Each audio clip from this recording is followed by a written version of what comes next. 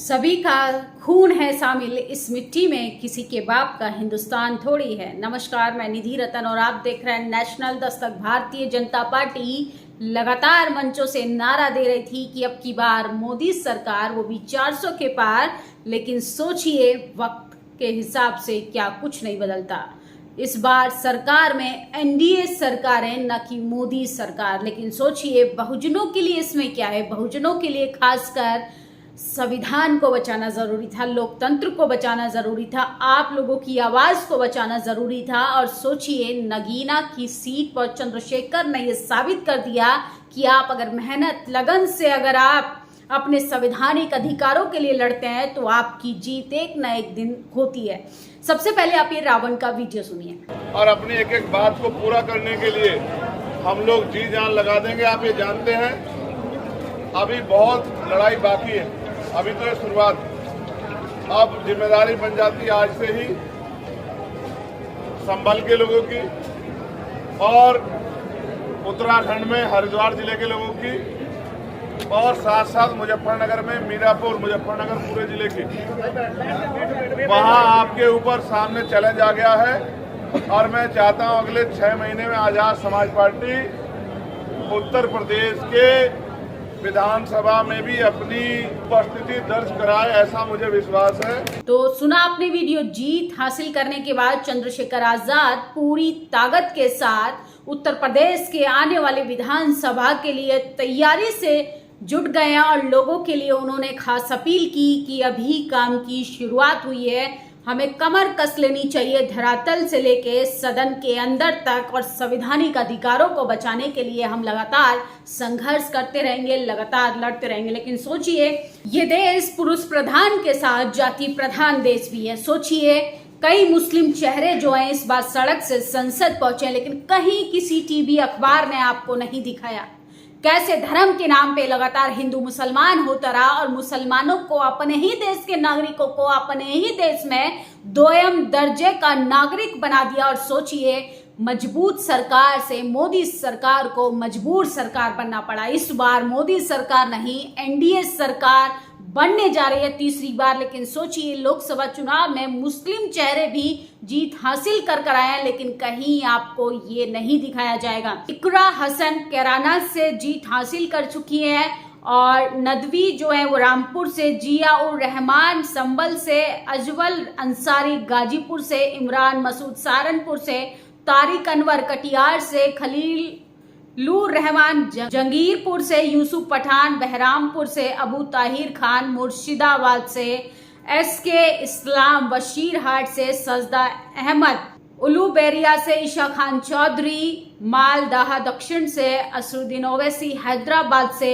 इसके साथ साथ तमाम वो कई चेहरे हैं जिन्होंने जीत हासिल की है। मोहम्मद हनीफ जो है वो लद्दाख की सीट से लोकसभा चुनाव जीत चुके हैं और मोहम्मद हमदुल्ला सहीद लक्षद्वीप से। लेकिन सोचिए, टीवी अखबार आपको ये चेहरों के बारे में क्यों नहीं बताता?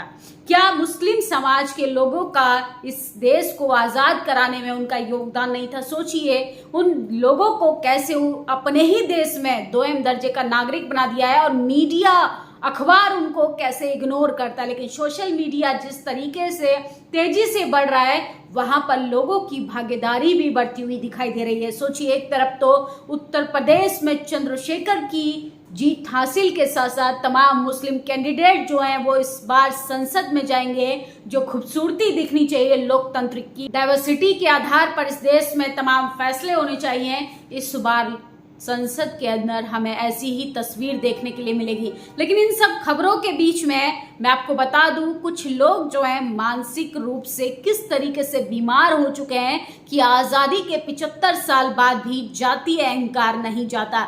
जाति के आधार पर ही सब कुछ तय होता है, जाति के आधार पर ही तय होता है कि आपको कितनी इज्जत देनी है। सोचिए, आप एसपीडीएम से लेके इस देश के मुख्यमंत्री बन जाइए, प्रधानमंत्री बन जाइए, राष्ट्रपति तक बन जाइए, लेकिन जातिवादी मनुवादी मानसिकता से ग्रसित लोग आपको एक्सेप्ट नहीं करेंगे, आपको वो बर्दाश्त नहीं कर पाएंगे कि कैसे संवैधानिक पदों पर बहुजन समाज के लोग अब आने लगे हैं।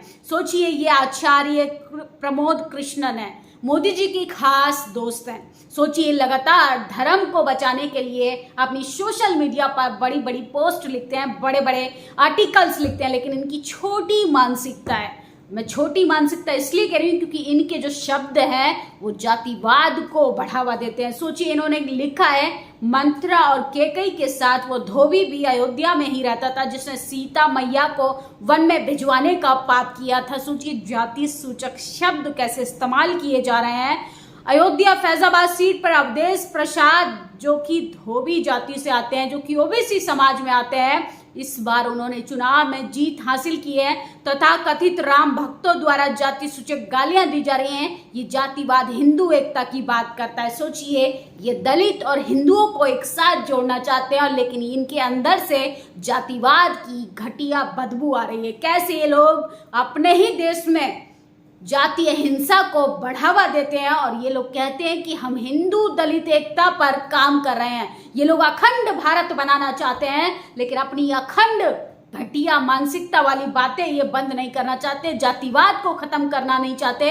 अगर कोई पत्रकार जातिवाद पर बात कर ले तो जातिवादी हो जाता है, लेकिन सोचिए, आचार्य कृष्णन जैसे लोग सरेआम जाति सूचक शब्दों का इस्तेमाल करते हैं, वो भी लोकतंत्र के द्वारा, जनतंत्र के द्वारा एक संवैधानिक पद पर चुने जाने वाला लोकसभा प्रत्याशी अवधेश प्रसाद को जिसको जनता ने चुना है, उसके लिए जाति सूचक शब्दों का इस्तेमाल करते हैं। सोचिए, ये है जातिवाद। असल में जाति की लड़ाई अब हमारी घोड़ी चढ़ने वाली नहीं है। हमें इंस्टीट्यूशन में भागीदारी चाहिए, हमें रिप्रेजेंटेशन चाहिए, चाहे वो संसद में हो, चाहे वो किसी भी ब्यूरोक्रेसी जॉब्स की बात करें। सोचिए, हमारे बच्चों को स्कूल, कॉलेज, यूनिवर्सिटी में आने की अभी शुरुआत हुई थी। कैसे इस आचार्य प्रमोद कृष्णन जैसे लोगों की घृणित मानसिकता जैसे लोग जो है आसपास जितने भी पनप रहे हैं, उन्होंने कैसे जातिवाद को बढ़ावा दिया और बहुजन समाज फिर से उसी कटघरे की तरफ जाता रहा। इस जातिवाद से तभी लड़ पाएंगे जब चंद्रशेखर आजाद जैसे लोग संसद के अंदर जाएंगे, इनको मुंह तोड़ जवाब देंगे, इनकी घटिया मानसिकता पे खुलकर प्रहार करेंगे, तभी ऐसे लोगों को करारा जवाब मिलेगा। सोचिए, अवधेश प्रसाद जो है वो अयोध्या फैजाबाद सीट से चुनाव लड़ चुके हैं, जनता ने उनको चुना है, कल वो संसद जाएंगे तो क्या वो जातिवाद जो आज झेल रहे हैं क्या उस पर बात नहीं करेंगे? सोचिए, देश के प्रधानमंत्री लगातार 10 सालों से धर्म के नाम पे, जाति के नाम पे, कभी हिंदू मुसलमान तमाम तरीके के चीजों पे लोगों को गुमराह किया, लेकिन असल मुद्दों पर बात नहीं की। तो तमाम टीवी, अखबार इन सब लोगों को बचाने की कोशिश करती है, चाहे ये कांग्रेस में रहें, चाहे भारतीय जनता पार्टी में रहें, लेकिन बहुजन समाज को अपना अपमान का बदला सरेआम देना चाहिए, क्योंकि इस बार जो है लोकतंत्र को बचाने की लड़ाई है, संविधान को बचाने की लड़ाई है। और आचार्य प्रमोद जैसे कृष्णन जैसे व्यक्ति की मानसिकता बता रही है कि ये लोग संविधान विरोधी हैं, ये लोग जातिवादी हैं, ये लोग मनुवादी हैं।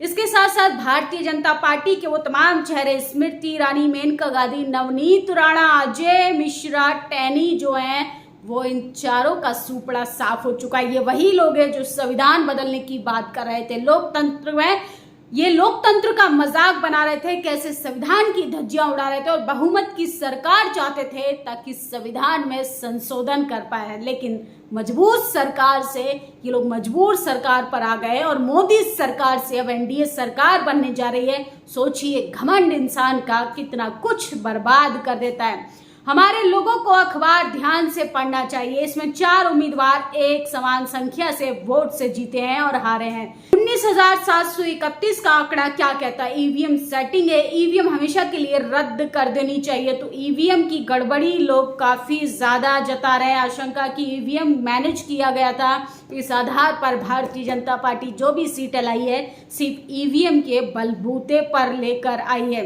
क्रांति कुमार ने लिखा है, क्या सचमुच राम ने किसी धोबी पेशे से जुड़े व्यक्ति के कहने पर सीता माता को वन में भेजा था?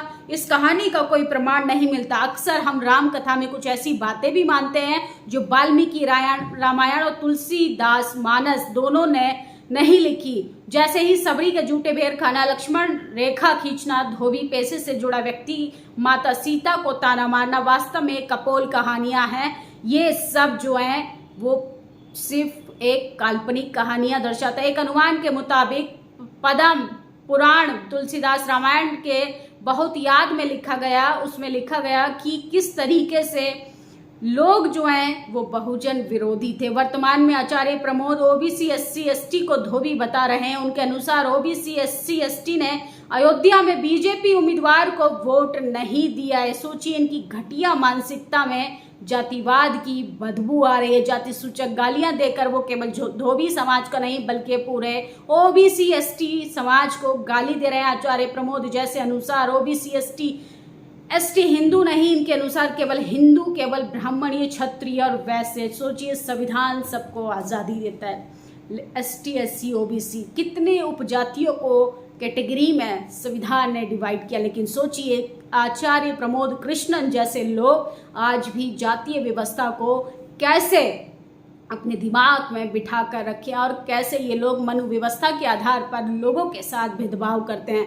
जब ये सोशल मीडिया पर सरेआम एक जनता के द्वारा चुने जाने वाले सांसद के लिए इस तरीके की अभद्र टिप्पणी कर सकता है, आप इससे अंदाजा लगाइए जब ऐसे लोग किसी पावर सेंटर्स में पहुंचेंगे या पद पर होंगे तो बहुजन समाज के लोगों के साथ किस तरीके की बर्बरता करते होंगे। असल में ये सब जातिवादी हैं, ये सब मनुवादी हैं, ये सिर्फ वन व्यवस्था के आधार पर ही चलने वाले हैं। इनको सिर्फ संविधान की ज़रूरत होती है, सिर्फ सत्ता की मलाई खाने के लिए। असल में ये लोग अंदर से मानसिक रूप से बीमार व्यक्ति हैं, जो समाज को गंदा कर रहे हैं, जो देश को गंदा कर रहे हैं, जो देश को बांटने की कोशिश कर रहे हैं और हिंदुत्व के नाम पे ये लोग गुंडागर्दी करते हैं। आचार्य कृष्ण प्रमोदन जैसे व्यक्तियों को करारा जवाब मिलना चाहिए और ये जवाब तभी मिल पाएगा जब बहुजन समाज अपनी ताकत दिखाएगा। इस खबर पर आप लोग अपनी प्रतिक्रिया जरूर दीजिए और आचार्य प्रमोद के इस ट्वीट पर आपका क्या कहना है, क्योंकि ये व्यक्ति